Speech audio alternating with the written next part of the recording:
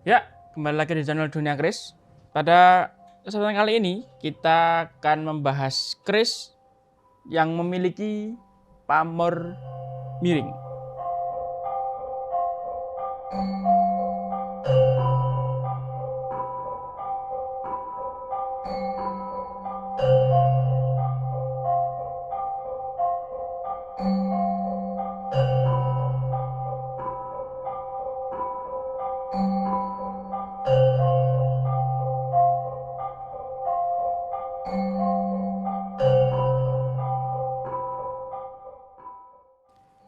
Begini penampakan utuh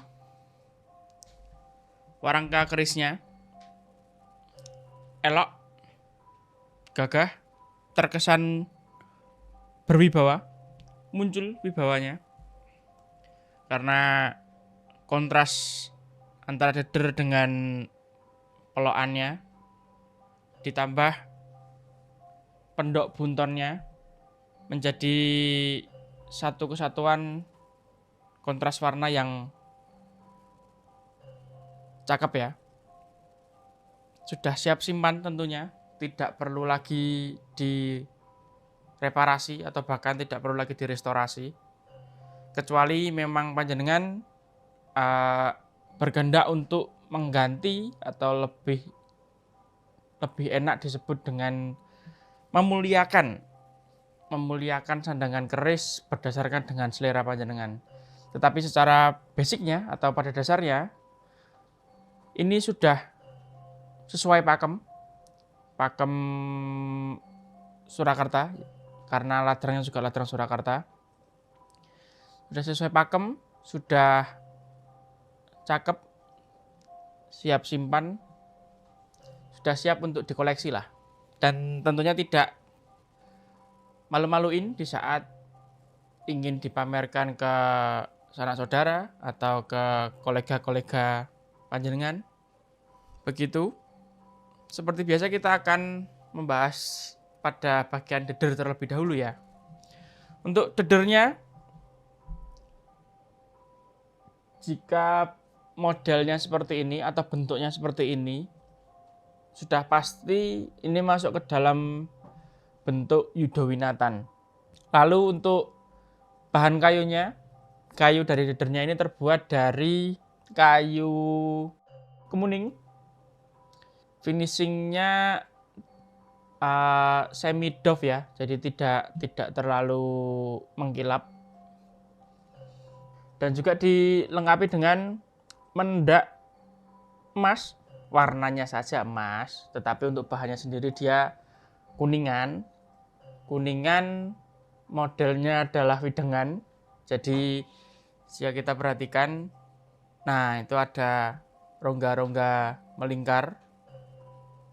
Nah itu namanya widengan atau sering disebut dengan motif widengan. Begitu. Untuk mendaknya tadi warnanya emas, berarti dia disepuh dengan pewarna emas, bukan disepuh dengan bahan emas ya, atau bukan dilapisi dengan bahan emas, tetapi memang hanya dicat emas. Begitu. Untuk bahannya sendiri dia terbuat dari kuningan. Seperti itu. Lalu yang sangat menarik perhatian atau dari tadi kita membuat salah fokus, walaupun kita sedang membahas mendak, tetapi karisma daripada warangkanya itu sangat terpancarkan. Dia memiliki garap yang tegas, elegan, dan besar ini. Jadi selain berkarisma juga berwibawa, gagah tampilan daripada warangkanya. Begitu. Untuk pelokannya ini dia terbuat dari kayu trembalo pisang dengan ciri khas mengkilap atau disebut dengan nginden. Nah, begitu. Cantik sekali. Untuk warangkanya dipasangkan juga dengan pendok bunton. Pendok bunton bahan kuningan. Dia untuk longnya long apa ya ini ya? Saya kurang tahu, saya lupa. Saya tidak tahu, bukan lupa tapi saya tidak tahu untuk jenis daripada lungnya, tetapi yang jelas ini ada cukitannya. Mungkin teman-teman yang tahu namanya bisa tambahkan di kolom komentar. Begitu. Gagah sekali. Untuk warangkannya ini besar ya ini ya. Ini besar. Oke. Seperti itu untuk warangkannya. Saatnya kita masuk ke dalam pembahasan isi dari warangkannya.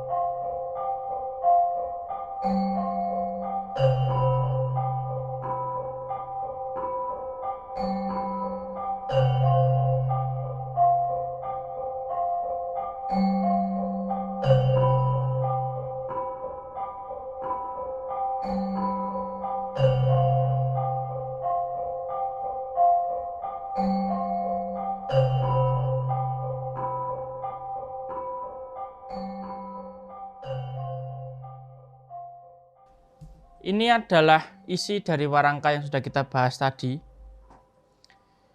Ini masuk ke dalam jenis keris lurus, karena sudah terlihat tidak ada luk sama sekali di sini. Dan juga jika kita perhatikan dengan seksama pada bagian rincian, kita awali dengan pada bagian sosoran terlebih dahulu. Untuk rinciannya, keris ini hanya ada tikel alis dan pejetan saja. Tidak ada serabaian, gandiknya pun lugas, lalu juga terlihat jelas tidak ada greneng pada bagian belakangnya, wadidangnya. Berarti sudah bisa disimpulkan bahwa keris ini masuk ke dalam dapur tilam upih. Begitu. Dan tentunya dilengkapi dengan pamor yang sebenarnya ini pamor cantik ya. Ini pamornya bagus ini sebenarnya. Dengan ketebalannya pamor yang masih tersisa, yang menancap dengan sangat kuat pada bagian bilahnya. Karena bisa kita lihat ada kesan sedikit ngawatnya, walaupun terlihat sudah banyak pamor yang disebutnya mungkin bisa juga rontok ya. Tapi kalau saya tidak mengambil kesimpulan bahwa ini rontok, tapi memang tidak utuh saja. Begitu. Jika kita melihat pamor pada bagian sisi ini, mungkin kita akan cukup kesulitan mau dimasukkan ke dalam pamor apa. Hanya kita bisa melihat bahwa ini kerisnya pamornya miring. Tapi untuk mengkategorisasikan pamor miring apa, jika kita lihat dari sini agak sedikit kesusahan ya. Jadi kita akan lihat pada bagian sebaliknya saja.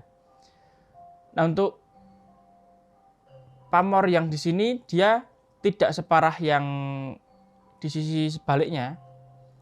Dia masih bisa terlihat dengan jelas pamornya, bentuknya, dan bahkan kerapatannya. Nah, dengan pola pamor seperti ini, saya bisa masukkan keris ini dengan pamor Kenongo Ginubah. Walaupun kondisinya memang tidak utuh. Seperti itu.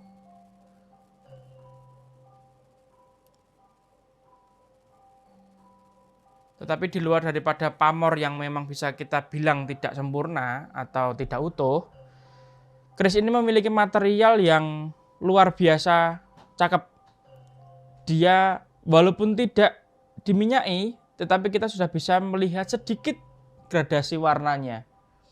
Kita sudah bisa melihat bagaimana kematangan dari tempanya. Seperti itu. Dia cukup pulen untuk material besi pada bilahnya. Bisa dibilang dia matang ya. Nanti akan kita saksikan bersama dan kita akan lihat potensi maksimalnya di saat kita beri minyak atau kita olesi dengan minyak. Begini saja kondisi kering, kita menikmatinya dengan cukup nyaman, di mana kita bisa langsung membedakan besi, baja, dan juga pamornya. Begitu.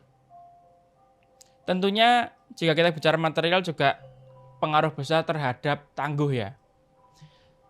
Dengan material yang sudah kita sedikit ulas tadi dan juga tambahan bahwa pada bagian gandik itu gandik lugas, dan mungkin terlihat saja jika dilihat pada bagian sosoran sudah bisa mengidentifikasikan bahwa keris ini masuk ke dalam tangguh apa atau di era apa. Yang kedua adalah pada bagian wadidangnya, pada bagian gonjo, dia nguceng mati. Untuk pada bagian gandik, dia boto rubuh. Dua faktor utama dan juga ditambah dengan material yang pulen, yang matang, berarti itu sudah mendekatkan kita ke dalam salah satu era tangguh di kisaran Tangguh Tuban. Dan lebih tepatnya lagi, ini masuk ke dalam Tangguh Tuban Mojopahit dengan warna pamor yang putih dan juga besi yang matang, besi yang pulen, ditambah dengan rancang bangun seperti ini yang bisa kita lihat dengan saksama. Keris ini masuk ke dalam Tangguh Tuban Mojopahit. Seperti itu. Seperti biasa, setelah kita selesai membahas warangka, membahas tentang dapur, pamor, dan tangguhnya, tentu kita akan lanjut kepada pengukuran dimensi. Kita akan coba ukur bilahnya, lalu gonjonya, dan juga kita akan buka dadernya supaya kita bisa sama-sama lihat apakah kondisi besinya masih bagus, apakah ada sambungan atau tidak. Seperti itu. Ini untuk bilahnya sendiri, dia berada di 37 cm. Oke, dan juga untuk gonjonya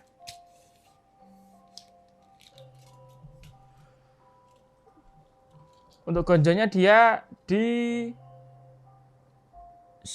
8,8, hampir ke 9, tapi masih kurang sedikit menyentuh ke 9, jadi lebih tepatnya dia di 8,8 cm. Oke, segitu. Dan saya akan coba buka terlebih dahulu.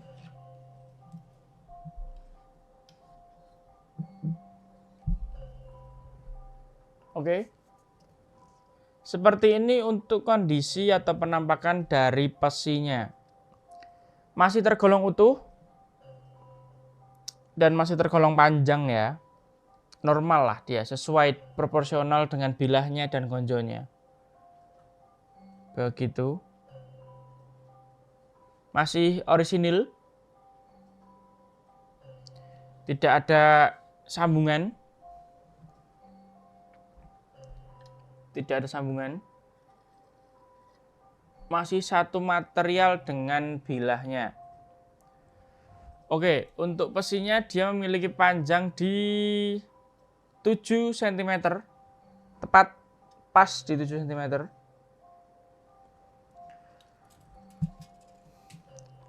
Oke, begitu. ini saya rapikan terlebih dahulu. Selanjutnya kita akan coba lihat seperti apa penampakan bilahnya jika kita olesi dengan minyak. Ya, sudah selesai saya rapikan. Kita bisa sama-sama melihat di saat kondisi kering dan juga di saat kondisi basah. Ini akan saya tidak minyaki seluruhnya ya. Pada awal kita akan coba bandingkan secara langsung terlebih dahulu. Ini bilah pada saat kondisi basah.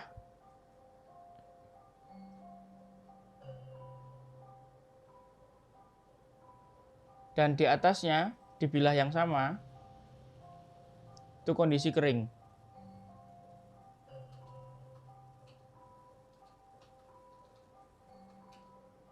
Pada bagian sor-soran, kondisi basah, dan ini kondisi kering. Oke. Warna pamor lebih putih. Gradasi besi juga terlihat pada bagian pinggir. Dan nampak lebih pulen bilahnya. Oke. Seperti ini. Bentar, saya pinggirkan warangkanya terlebih dahulu. Ya. Bisa dilihat untuk seloroknya keluar maksimal.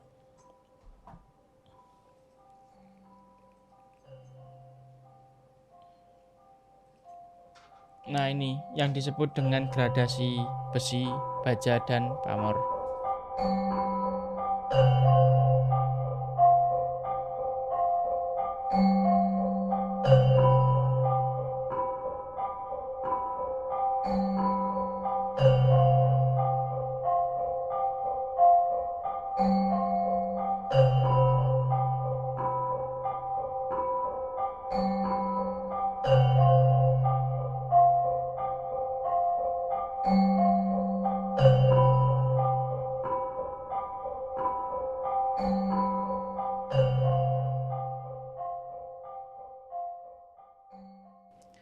Oke, sudah selesai.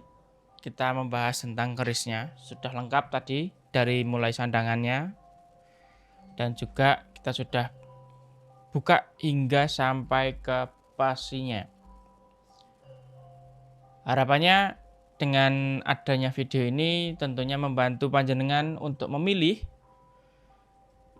dan juga memilah barang yang jenengan hendak koleksi dan menambah rasa percaya diri jenengan di saat jenengan memutuskan untuk meminang atau mengalihrawatkan sebuah keris.